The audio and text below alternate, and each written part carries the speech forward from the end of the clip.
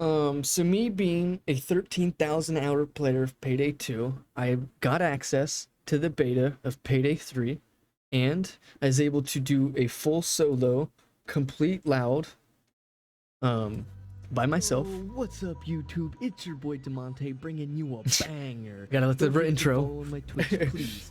This is where we have daily content. Uh-oh. Alright, so, the intro's done. It was so annoying. The cloaker was annoying. So what I was referring to there was that there was a cloaker. Oh, whoa, what's really going on?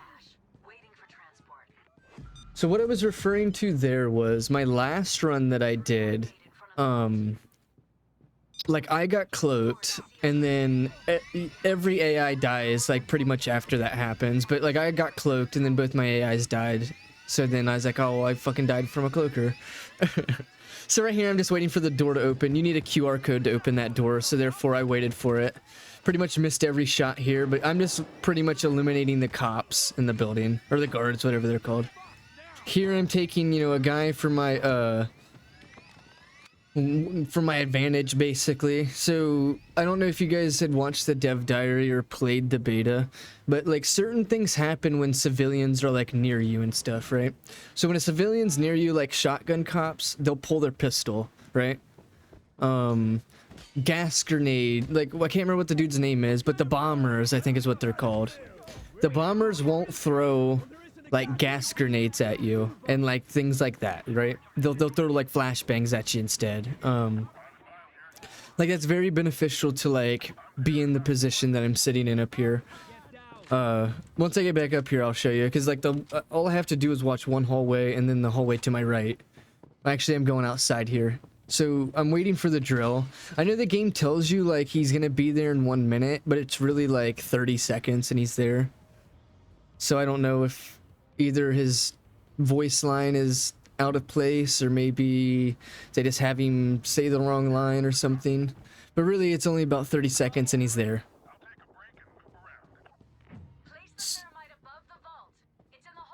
So alternatively here, you could be trading hostages as well, but I was able to do a few runs of this before like really getting like this good at it, and I established that I didn't really need the health anymore, because if I'm just keeping my armor up, which I was able to throughout this whole, you know, video, I wouldn't need, you know, any civilians traded or anything. So this is the spot that I'm sitting in. So there's a couple beneficials, you know, positional things to this spot. One, all I have to do is watch in front of me for enemies, and then watch to the right, you know, for enemies. Precisely where my crosshair is where the enemies are going to be spawning or coming from around the corner. So that's why I'm watching that spot.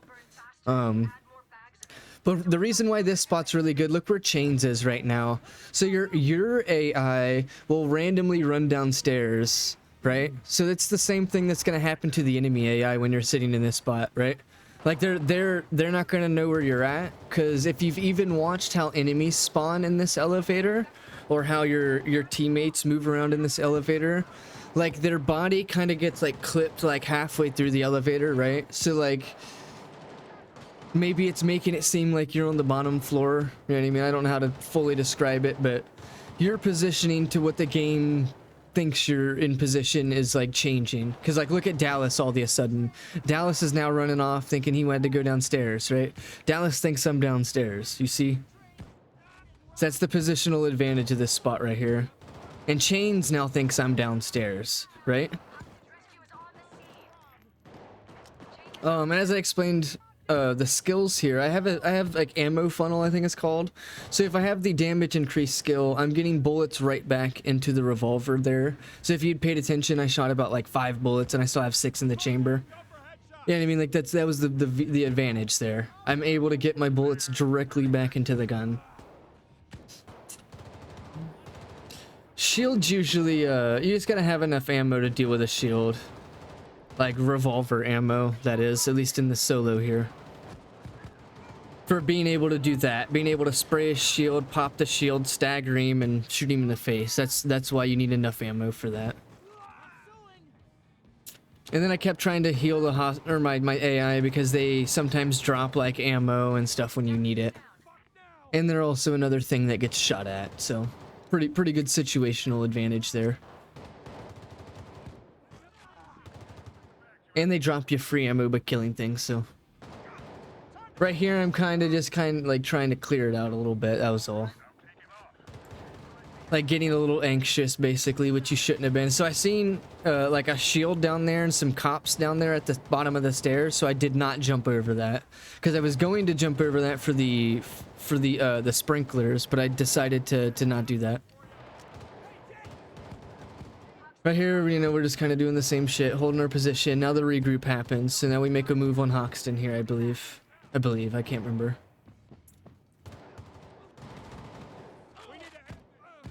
The revolver's really good hip firing as long as you don't spam it. And then I go potato here, literally miss every shot.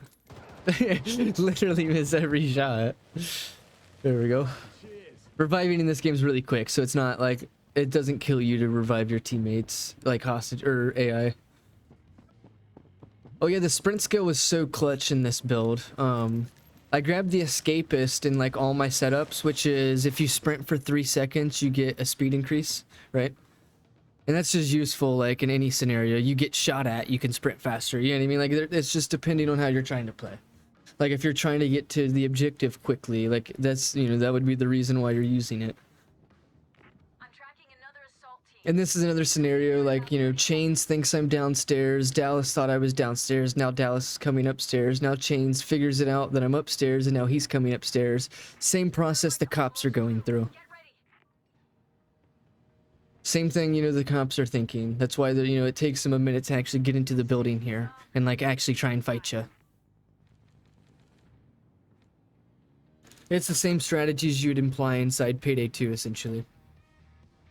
Same strategy, same way of playing.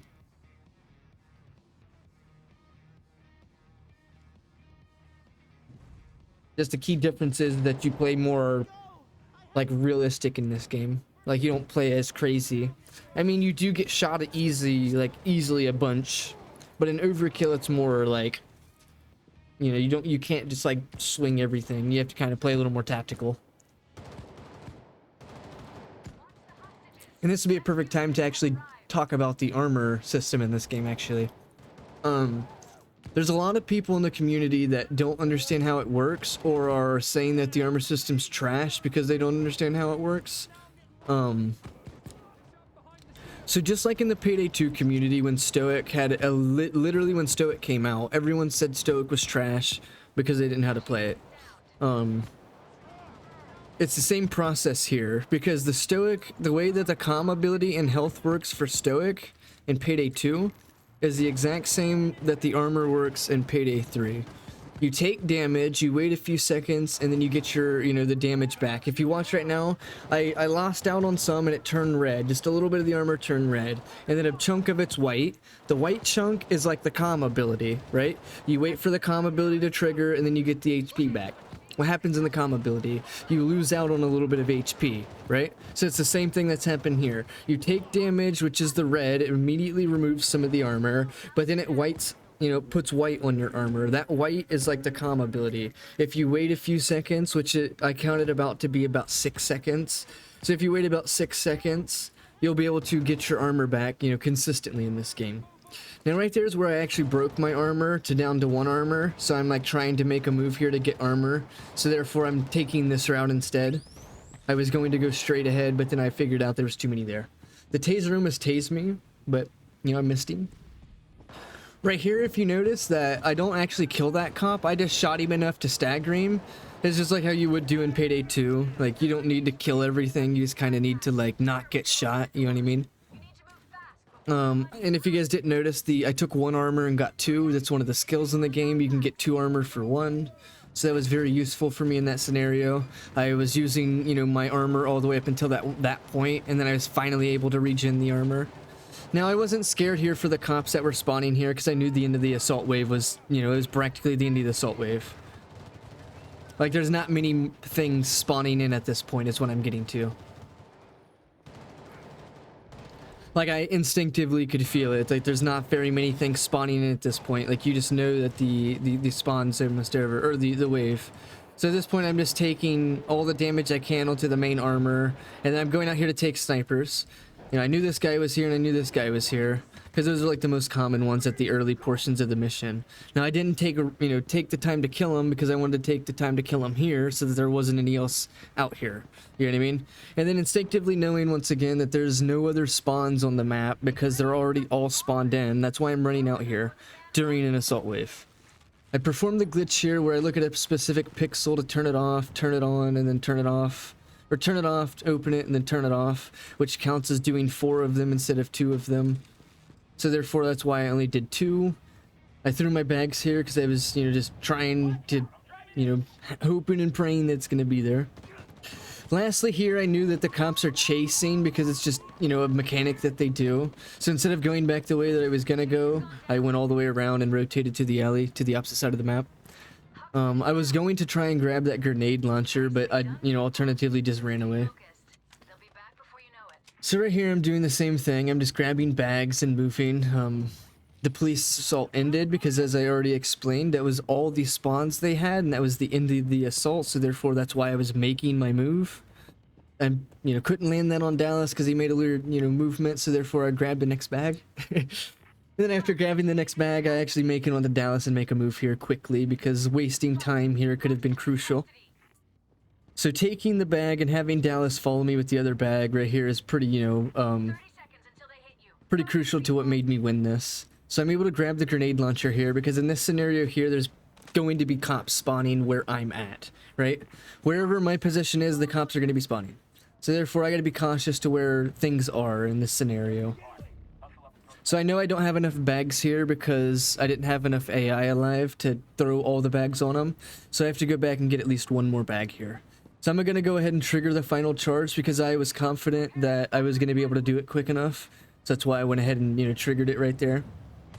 Then I see cops in front of me because once again, they're spawning where I'm at. So instead of sticking around and going back the way that I came, I'm going to make a long rotate around the whole map, which allows me to not take as much damage as I would have.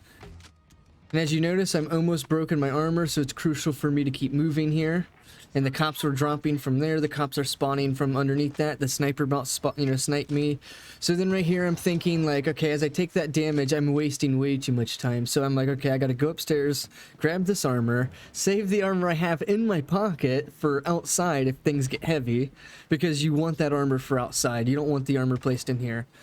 That was a strategic move to shoot the guy upstairs so that the cops will start to move upstairs while I am going outside to make my move, right? Because it's just the way the mechanics are working. Now here I'm doing the same thing. I'm looking for snipers. Same mechanic as I just explained. I just damaged that sniper there, so now the cops are going to start moving over to my position. Knowing that I'm low on time here because the bollards are about to come up, I'm just making the run for it here. I'm not really looking for snipers or anything. I'm just going for it because if not, I'm losing time. And then that's it. Oh my god. And then I go hype. And then I go hype. What up? What up? That's so funny. No, this is a video. This is a video festive. Come on, go to the end. There's the video link, and that was just me commentating. Bags? I don't think that's how many bags I got out though. Yeah, the math of this game is a little weird. If you look how many bags I took out, I did not take 14. But you can see it's my account, so it's my footage, it's my, it's overkill, fucking overkill money value. Only killed about 38 because as I explained earlier in the video, you don't really have to kill things. You just pretty much just not have to take damage, you know what I mean? That's the premise of Death Sentence, it's the premise of overkill in this game, that's the premise of like Crime Spree and Payday 2. You guys get the idea. But thank you guys for watching this video.